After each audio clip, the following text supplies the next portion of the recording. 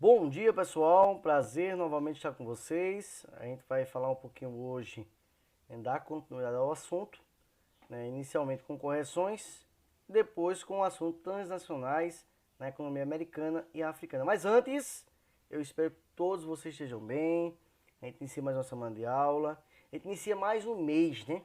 A gente começa isso aqui lá em abril, né? Final de março para início de abril. Teve as férias em abril, a gente iniciou de fato com aula pegada mesmo em maio. Já estamos chegando em setembro, né? Espero que tudo isso passe o mais rápido possível, mas enquanto não passa, a gente continua orando, pedindo a Deus. A gente vai aqui continuando a nossa labuta diária, né? Pelo Zoom, por aqui, fazendo um trabalho aí diferente do que a gente habitualmente faz, nossa rotina, tá bom? Então vamos lá. Pessoal, livro de atividades, página 13 e 14, tenho em mãos para a gente começar a correção. Em 91, a empresa de telecomunicações estadunidense CNN transmitiu pela primeira vez uma guerra ao vivo. Era a Operação Tempestade do Deserto, comandada pelas forças norte-americanas na Guerra do Golfo do Pérsico. Que característica do meio técnico, científico e informacional pode ser identificada no exemplo apresentado, pessoal? Isso é bem óbvio, né? A instantaneidade da comunicação, ou seja, uma guerra estava ocorrendo em um outro país e o mundo todo estava acompanhando de forma instantânea, pessoal. Então isso é uma característica marcante aí, né, dessa velocidade da informação, né, do meio técnico, científico e informacional, tá bom? Então a instantaneidade da notícia aí foi tremenda. Segunda questão, pessoal. A imagem ao lado, tá aqui, meu rostinho, mas dá para ver a imagem aí, corresponde a uma vista aérea de parte do Vale do Silício, lá em São Francisco, na Califórnia, Estados Unidos. Um dos mais importantes polos tecnológicos do mundo. O que define um tecnopolo, ou seja, o que é um tecnopolo, né? É a concentração de universidades, centros de pesquisas, empresas que desenvolvem tecnologias de ponta, né? Aí formam aí um tecnopolo. Tecnopolo é esse conjunto aí, essa concentração é uma concentração industrial que tem universidades, tem centro de pesquisas, etc. Aí, tudo com tecnologia de ponta, né? Letra B. Cite 3 exemplos de setores de tecnologia de ponta ou de alta tecnologia: informática, astronáutica, genética, fontes de alternativas de energia, nanotecnologia, robótica. Então tem uma infinidade aí de tecnologias de ponta que justamente estão nestes tecnopolos, tá bom? Ou polos técnicos, tanto faz, tá bom? Vamos lá. Letra C. A concentração de tecnopolos e de cientistas ocorre em poucos países. Que conjunto de países é esses? Geralmente os países mais desenvolvidos, né? Olha aqui, ó. Que país é esse que tem os principais tecnopolos? Os países desenvolvidos, é óbvio. O que isso sugere a respeito da revolução informacional e da própria globalização? Então, essa concentração e a importância que os setores de tecnologia da informação, têm, sugerem que a condição de revolução informacional se dá nas regiões mais desenvolvidas. Ou seja, dá para a gente entender, né, que ocorre nas regiões mais desenvolvidas. Então, elas estão 10 passos, ou até 100 passos, 1000 passos à frente dos países menos desenvolvidos. Então, dá a entender isso, essa desigualdade do ponto de vista tecnológico. A gente vê isso, por exemplo, nas vacinas, né? O Brasil não produziu nenhuma vacina, mas comprou já, né? Comprou a de Oxford, o governo do Brasil comprou a de Oxford. Aí ficou previsto 100 milhões de vacinas para janeiro. 15 milhões produzidos aí para o Oxford e o restante vai ser produzido no Brasil. Mas aí precisou comprar tecnologia. O Brasil não tinha tecnologia.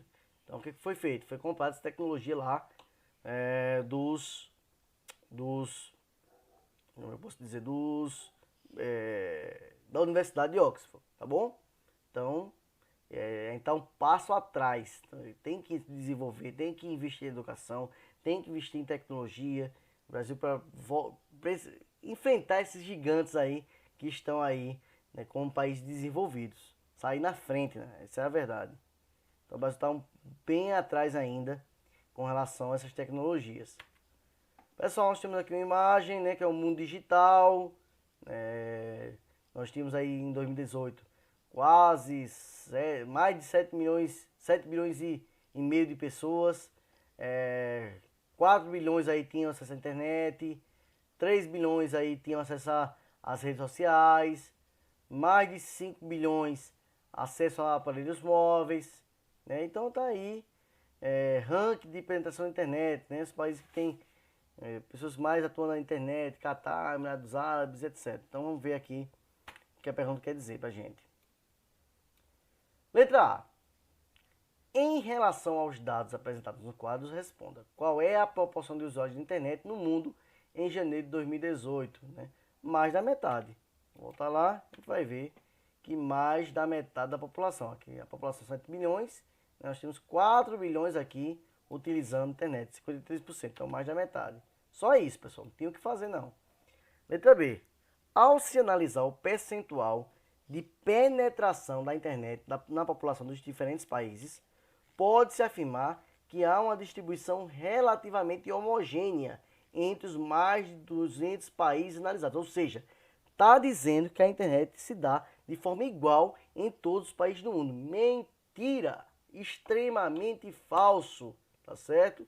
Tem países aí que, por exemplo, tem menos de 1%, como é o caso da Coreia do Norte, e tem países que 99% aí, como é o Catar, que tem aí internet. Então veja a diferença aí, né, entre esses países. Letra C. Identifica as regiões dos continentes que situam os países destacados no ranking das maiores e menores penetração de internet por país. Então, os 10 países em cuja população de internet apresenta maior penetração situam-se aí no Oriente Médio, no Atlântico Norte, na América do Norte, na Europa. Vocês situam onde é que se localizavam esses 10 países. E depois, os outros 10 países, que a maioria se localizam na África, né? Com exceção da Coreia do Norte, que está na Ásia.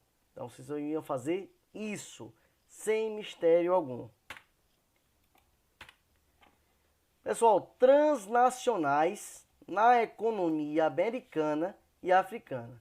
Pessoal, esse avanço tecnológico, vocês viram aí, tem acompanhado esse avanço tecnológico, essa multiplicidade de mercadorias, serviços, comunicações, espalhados por todos os continentes e conectados entre si, em grande parte, impulsionada pela presença de empresas poderosas que atuam fora dos seus países de origem. E vamos chegar lá. Essas empresas são denominadas genericamente de corporações multinacionais ou empresas transnacionais. Professor, o que é isso? São empresas que têm sede em um país, por exemplo, Estados Unidos, mas atuam também em outros países. A isso a gente chama de empresa multinacional ou transnacional.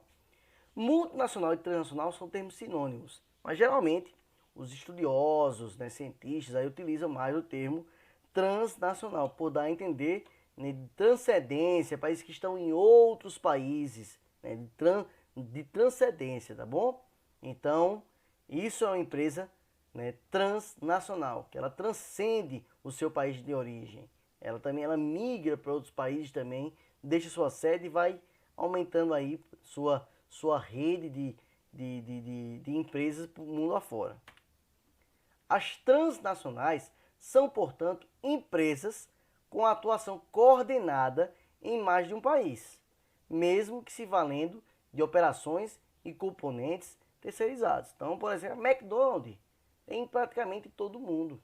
Em todo mundo tem a McDonald's. Coca-Cola, em todo mundo tem Coca-Cola. Não vou dizer todo mundo não, porque tem algumas exceções. Talvez eu acho que não tem na Coreia do Norte a Coca-Cola. Pessoal, as transnacionais operam com características culturais e econômicas de forte base nacional, o que faz grande diferença. Então, por exemplo, portanto, as histórias nacionais deixam legados que influenciam o comportamento de suas empresas. Então, por exemplo, tem empresas, pessoal, que são norte-americanas, mas estão inseridas no Brasil. E elas são adaptadas, porque são influenciadas pela cultura do país. Então, tem algumas empresas que elas vão sendo influenciadas pela cultura do país onde elas estão, né, sendo localizadas. Por exemplo, a McDonald's, ela se adapta à culinária brasileira, por exemplo. Já na Índia é diferente, os hambúrgueres vão ser diferentes, vão se adaptar também à cultura indiana. E assim vai. Então elas vão se adaptando. Os estilos de carro, por exemplo, os carros que são vendidos nos Estados Unidos são, a maioria deles vendidos ali, carros de luxo que vão andar bem nas estradas, porque são estradas boas, de qualidade. Já no Brasil já vem outro tipo de carro, adaptado, porque sabe que as estradas são cheias de buraco, né, estradas de barro, muitas vezes, então ele já vem aquele carro, o mesmo carro adaptado para aguentar o rojão que nós temos no país. Então vejam só, eles vão se adaptando à cultura do local. E aqui, ó, por exemplo, adaptam-se e adquirem características peculiares com influências nativas dos países que recebem, né? Os países hospedeiros. Aqui embaixo, né? Dessa maneira, as empresas transnacionais, ao interagirem fortemente com as empresas nacionais dos países onde se instalam, serve de estímulo econômico, isso é bom. Porém, ao mesmo tempo, torna a concorrência comercial mais acirrada. Por essa razão, a presença de grandes corporações nas economias nacionais é muitas vezes motivo de controvérsias, envolvendo tanto os interesses das empresas nacionais, da população, do Estado hospedeiro, quanto os interesses das transnacionais. Então tem gente que também não concorda, né, porque vê que tem o interesse também dessas grandes transnacionais. E a gente está quase finalizando, pessoal. Historicamente, as grandes empresas, né, que passaram a atuar além das fronteiras de seus países, né, elas começam a se consolidar com projetos geopolíticos. E elas são acusadas, essas empresas, de acentuar a condição de dependência econômica, científica e tecnológica do mundo periférico em relação aos países desenvolvidos, uma vez que tende a acirrar a concorrência dos mercados, aumentando a competitividade e dessa maneira dificultando o desenvolvimento de uma base empresarial própria nos setores mais internacionalizados, ou seja, eles acabam prejudicando as empresas nacionais porque não tem tanto capital como as empresas transnacionais. Então, é uma concorrência que acaba sendo um pouco desleal com a empresa local. E também eles acabam representando os interesses dos países de origem. Por exemplo, a China tem instalado muitas empresas aí nos países emergentes, como o Brasil e os países africanos aí, com outras finalidades políticas aí, né, com outras finalidades, visando outras finalidades do interesse do seu país de origem, que é a China. Então isso aí precisa ficar de olho, bem atento. E a gente finaliza, pessoal, com o livro de atividades, página 15, entrega até amanhã. Então é a última, é só uma atividade, só uma página para vocês responderem aí, tá bom? Qualquer dúvida, estou à disposição. Fique com Deus, até a próxima. Tchau, tchau!